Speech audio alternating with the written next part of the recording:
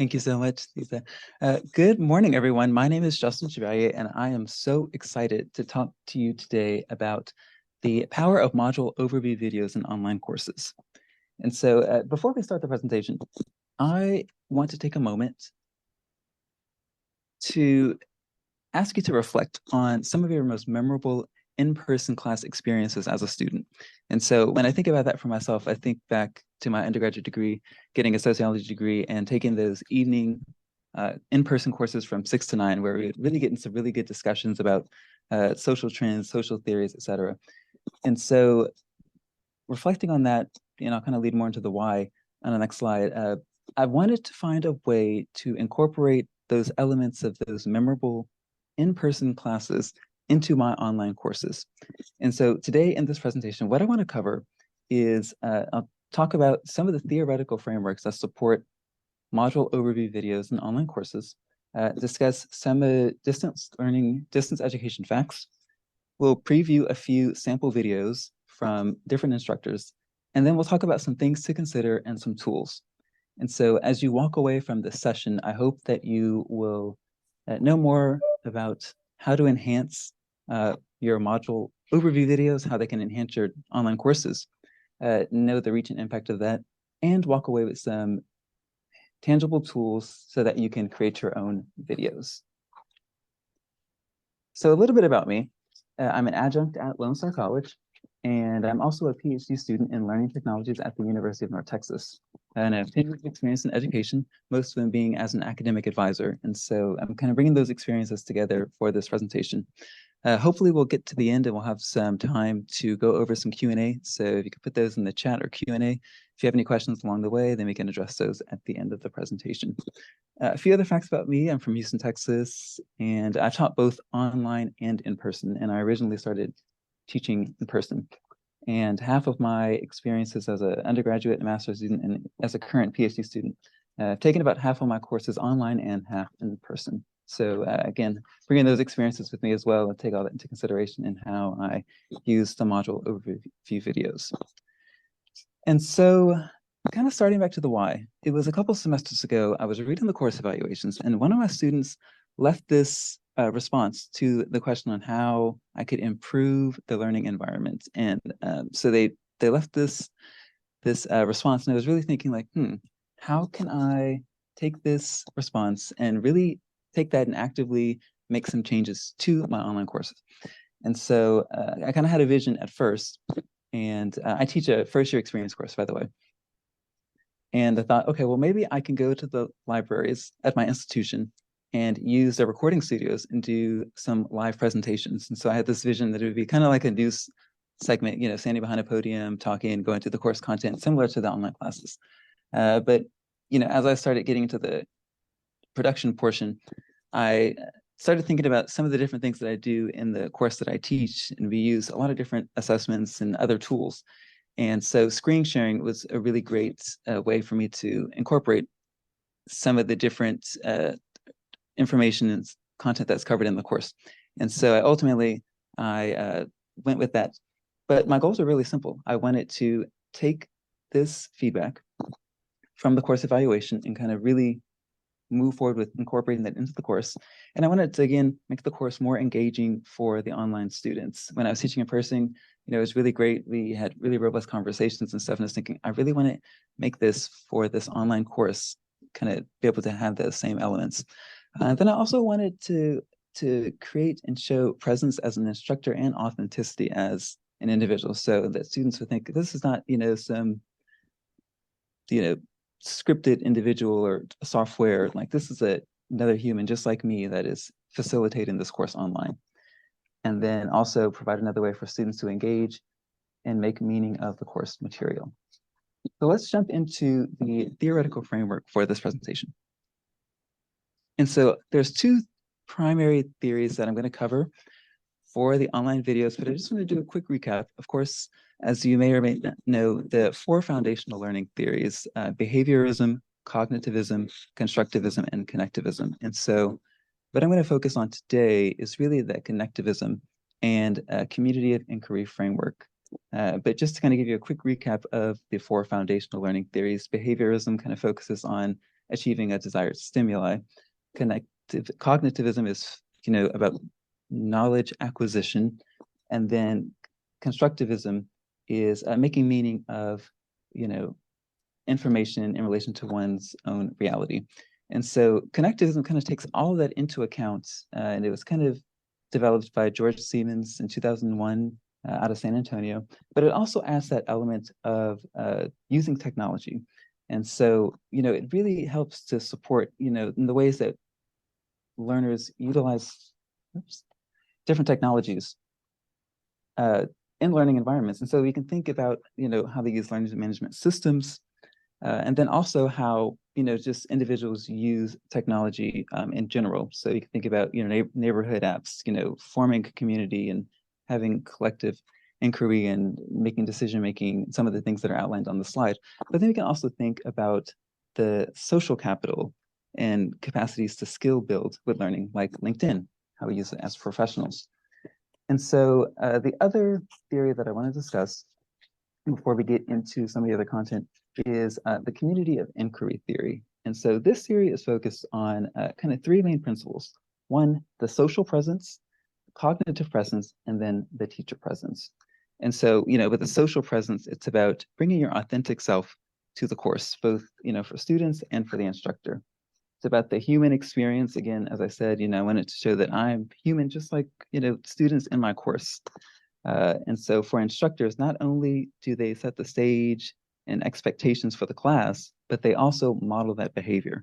And so creating that environment where students are welcomed, valued, where they're supported in learning and being able to think out things, and modeling that behavior as an instructor. And then also the teaching presence, again, having that social presence, being one's authentic self, and then different ways and mediums, video and audio can also help support that, versus just traditional text information in the online courses.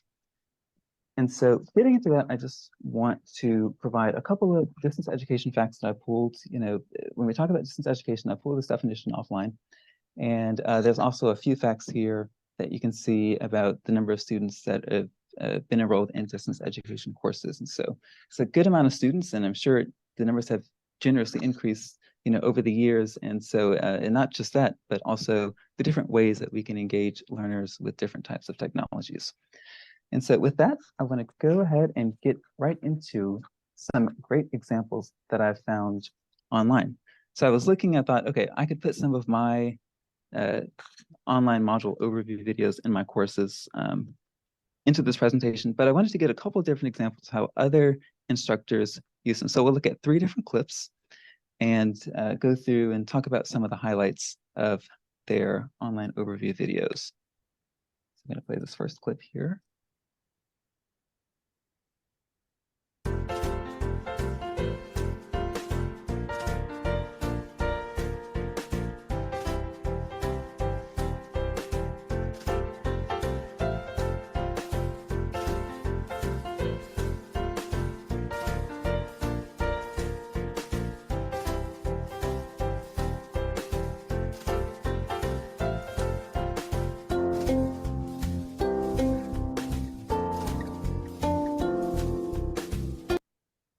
All right, so I'm not going to play the whole clip. We have to get through 3. But some of the highlights from what we've seen so far is this instructor, one, they introduced the course materials. They kind of discussed setting some expectations for their course. They covered some of the required course materials, the grading scheme, and she also suggested some suggested course materials. So again, great benefits and things that were covered in a different format versus just inputting that information into your course shells. And so now we'll go to the second clip, and we will look at this instructors.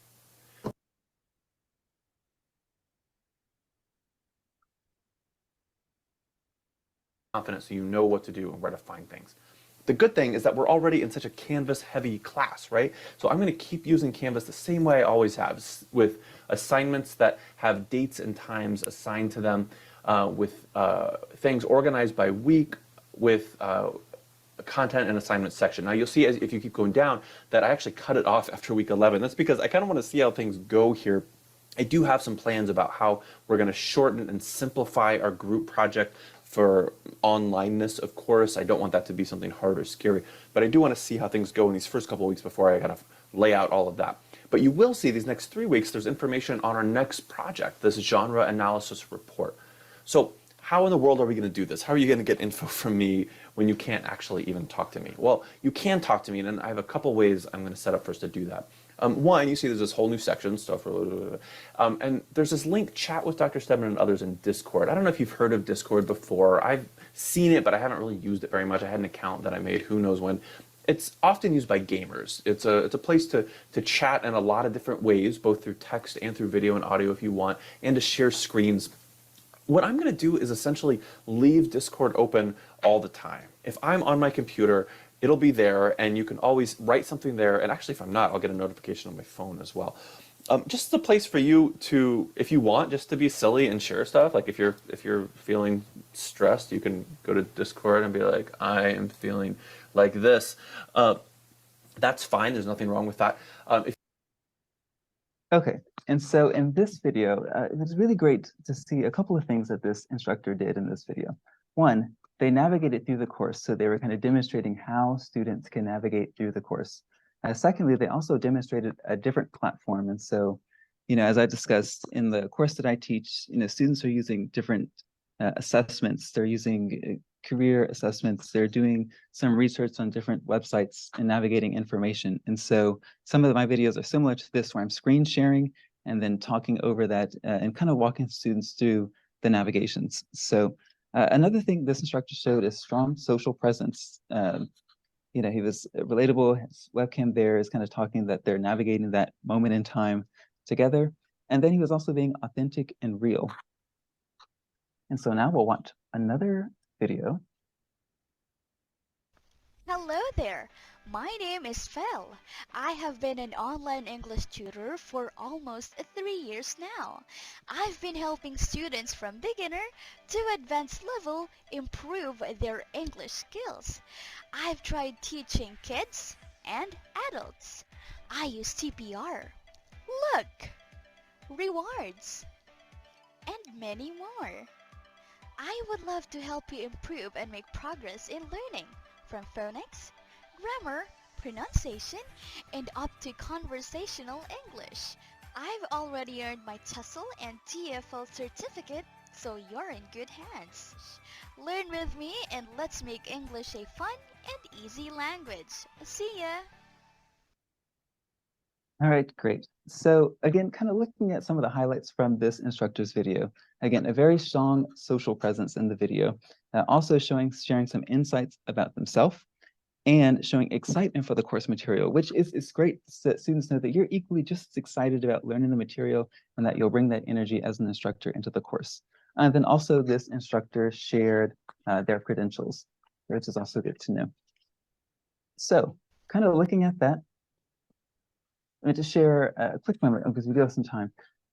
So for my courses, when I went on this video creation journey, I wound up creating a 5-minute overview video, and that I would cover the information in the modules, again, screen sharing, click through the assignments or through any other outside platforms outside of the learning management system, and kind of give a recap and overview of the week, kind of highlight on things from the week before, and then, that would pretty much be it, less than 5 minutes. Then I also created full-length videos of the lectures, similar to how I would present the information in classes. So, but I found that the module overview videos were most successful. And so a couple of things to think about when you're considering using these videos in your courses. What are you using the videos for? Is it to introduce new materials? Are you using it to reference and reflect on previously covered information to transition to new material? Are you using it to demonstrate, and utilize a tool like a career exploration tool or an assessment? And they can also be used to show examples. So, for example, one of the projects in the course that I teach is the career exploration project, and there's different mediums that students can turn in that assignment. A traditional paper, they can do a PowerPoint presentation, or they can even create a video. And one semester I had a student create a video, and then also for bonus points, they said, well, share some things about yourself. And he was into drifting, just like a street racing kind of thing. And so he incorporated that into his video. He also played the guitar, but being able to show that as an example and talk over it in a video is, again, another great way that you can utilize, online overview videos for that. But some of the other things, again, thinking back to how is it working and are students watching them? What I would normally do in the overview videos, and some of them I added hidden gems at the end. So, and I got this concept from a YouTuber, a food blogger. And so, in some of the videos I would say, go, if you're still watching, leave me a pizza emoji in the discussion for this week and tell me, some of your favorite foods or foods that you enjoy, cooking and enjoying with your family, or other things that related to the content, just to see if learners were watching. And they were. And then one week I accidentally posted the same video from the week before, and immediately, like around 9 a.m. that Monday, student was like, Justin, you put the same video up as last week. So it was good to know that, they were good and engaging, and they were being watched. So moving on. Oops. Okay, so some other things to consider when you're creating the module overview videos. Some good things to consider, just like when you're creating any kind of content, even if you're creating a regular video, is to be mindful of the background noise and visuals. For example, if you're, making your videos at coffee shops or in shared workspaces, or, you're making them at home and you have kids or relatives and things, for example, to be mindful of that. However, at the same time, that can also be a moment of authenticity that you can show. So for example, the summer I was creating these videos, one day I was creating a video at my grandmother's house, and I was creating it at her kitchen table, so just going through, making the overview video. And she kind of like, Jay, what do you want to eat for lunch? And I was like, we should get Whataburger. And so after we said that, she was like, okay, great. I'd stopped for a minute and I was like, I could trim this out of the video, or I could just leave it in. And so I paused, and then I just, shared a little bit about my family and kept going. And again, and it's another way to show that authenticity in your videos to relate with your students. Other things to consider, are the resources available in your LMS and at your institution, and then also some free resources that are available at libraries and online. And then also, to maximize accessibility, also consider adding captions and text transcripts to your videos. So I put the screen here. These are just some of the many platforms that are available out there. Personally, I use Camtasia. It's a great editing tool, and I also use it in my day position. So I think it's a wonderful tool. It's really easy to edit and utilize. And there's many out there, but consult with your instructional designers and your institution so that you can know what tools are out there and be able to start your module overview video journey.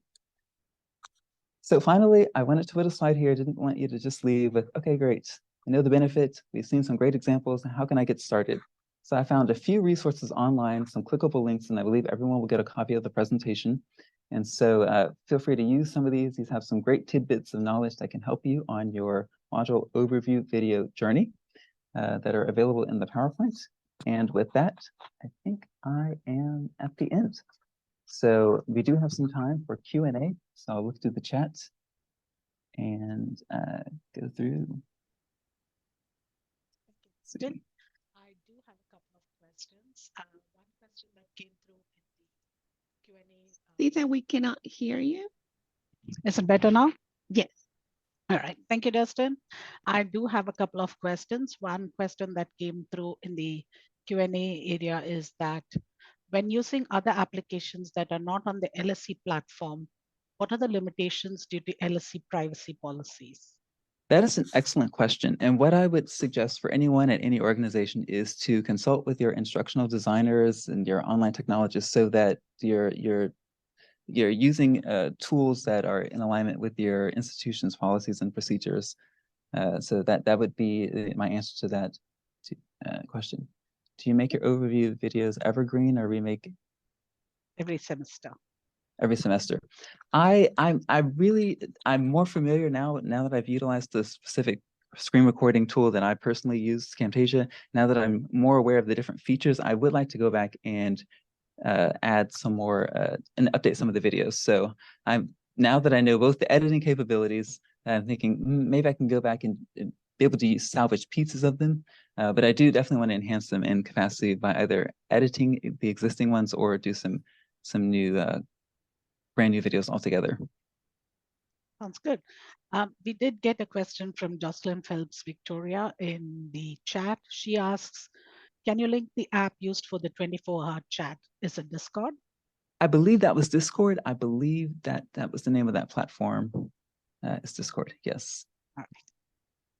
There are no other questions coming in as of now. Awesome. Well, if we have a few minutes, I'm not sure if anyone can unmute themselves, but if you have any closing remarks, takeaways that you would like to share in the chat or in the Q&A, please feel free to post those now. My contact information is on the slide if you would like to connect after the presentation. But yes, happy to discuss again with anyone who's on the call. Put in the chat 1 or 2 things that you can take away from this with your in creating module overview videos.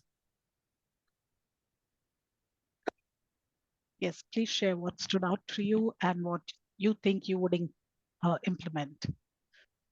Screen is blocked. I wonder if I have the chat that's blocking the screen. Maybe put it to the right. Thank you so much. And just also making 1 short-minute videos. Oh, that's great. That's great. One of the other tools I learned in the platform, the learning LMS that we use at Lone Star is D2L. And so some of the things after meeting with my faculty lead is you can also leave audio or video feedback on assignments. And I thought that was a really great thing that I want to incorporate this upcoming semester. So in addition to that, when I leave those personalized feedback on students' individual assignments, I can now go in and also, now I know that leaving an audio message is also an option. So I definitely want to explore doing that in this upcoming semester and different ways to make the feedback on each assignment a little bit more specific and engaging for each student. Awesome. Yay, Jillian, thank you. Okay, great. You've given me confidence that I can do that. Awesome. Hacker weekly video.